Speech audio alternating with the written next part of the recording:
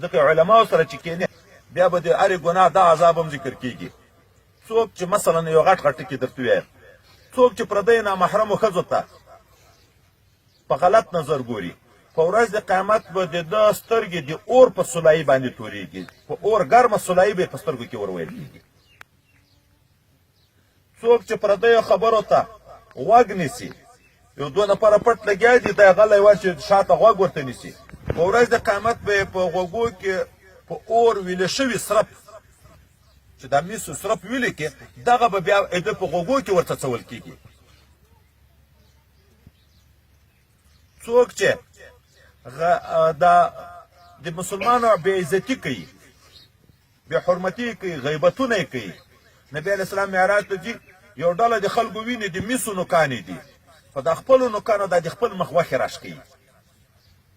حضرت جبرائیل نه پوښتنه کوي دا څوک دي؟ هغه ورته دا هغه خلک دي چې د خلکو مسلمانانو بې عزتي کوي، د خلکو کې غږیږي، غیبتونه کوي، ټوکې مسخرې په خلکو باندې کوي، بې ځایه خلک بې عزته کوي. په ورځ د قیامت به یې دا سزا وي چې د خپلو نوکانو باندې به د خپل مخ غوښې په خپله راښکوي. څوک چې بې ضرورته سوالونه کوي، ګرځي په خلکو چندې کوي، بې ضرورته سوالونه کوي، په ورځ د قیامت باندې به په د خپلو نوکانو د خپل مخ غوښې شکوي. حتی بعضې به داسې خلک چې د مخ وچ هډوکی پاتې دا یو غوښه به په دا مخ پورې نه وي. چاته خدای دنیا ورکړې ده زکات یې نه ورکوي، په ورځ د قیامت باندې به دا د ده د دنیا نه یو خل روایت راځي د اوسپنې تختې جوړېږي، په اور د جهنم به ګرمېږي، فتقوا بها جباههم و جنوبهم. قرآن کې الله فیصله کوي د دغه انسان به 50,000 کاله دا په اور تخته ګرمه اوسپنه په مخ طرف ورنیول کېږي چې دا مخ طرف یې وسوځي، په ښي طرف، په چپ طرف، په شا طرف. ولې چې مسکین به مخامخ ورته راغی، د ده په تندي کې به تریوالی پیدا شو، چې ورته رانږدې به شو، مخ به کله په دغه طرف تر وګرځوه، کله به په دغه طرف وګرځوه، کله به شا ور وګرځوله.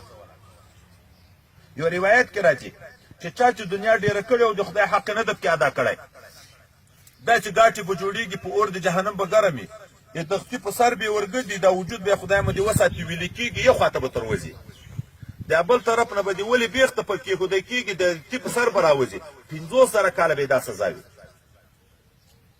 که یې چا اوښان وو زکات یې نه ده ورکړی، غویان وو زکات یې نه ده ورکړی، میږې وزې وې زکات یې نه ده ورکړی، چې څومره مال په دنیا کې او په قیامت کې به ټول خدای راپورته کوي ورته، او مزې مزې به وي.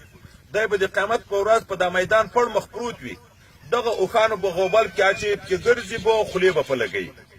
که غویان وو پکې ګرځي به، په ښکرو به وي، که وزې وې میږې وې پکې ګرځي په ښکرو به وي. 50,000 کاله به دا سزا وي. دا خبرې چې سړی یو وارې نه په یو وار باندې نه کېږي، چې بار بار یې واورې زړه زنګ لرې شي، بیا پس ته زړه ته ننوځي. دا زړه د مسلمان د ګناو د وجې نه خیره نیسي زنګ، دغه زړه ته مثلا ښه بیان علماو نه واوري خو عمل نه کوي. ولې نه کوي؟ وایي زړه زنګ زنګ کله بل ران علی قلوبهم، خدای پاکې په زړه یې زنګ راغلی، چې زړه زنګ د زړه نه د ننې خبر نه ور ننوځي، چې ننې ننوځي ډار خو یې ننې په زړه کې پیدا کېږي. بیرته خبر مجلس نه جګ شي، بیا هغه خر هغه موټر او هغه شی ده دی بیا په هغه خره سپاري.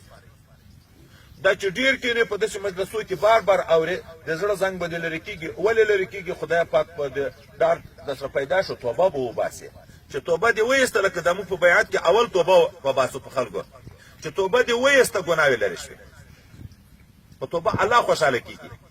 زړه تلیار خلاصه شوه، چې زړه تلیار خلاصه شوه، بیا نو چې طاعت کوي په زړه کې نور پیدا کېږي، چې هر عبادت کوي لمونځ کوي نور پیدا کېږي، د خیرو لارې ختمه شوه، بیا د خدای ډار پیدا کېږي سړي سره. بیا ولې سړی دا 50,000 کاله عذابو ته لار ورکوي، چې دغه دنیا چې دا زه ډېروم خواري پورې کومه، دنیا سړی د عزت دپاره ګټي که د بې عزتي دپاره؟ خو خپل عزت په فساد دی، د خپل اولاد عزت په فساد دی، د خپل مور و پلار او د خپلې ښځې د ناموس عزت په فساد دی، د خپل میلمه عزت په فساد دی.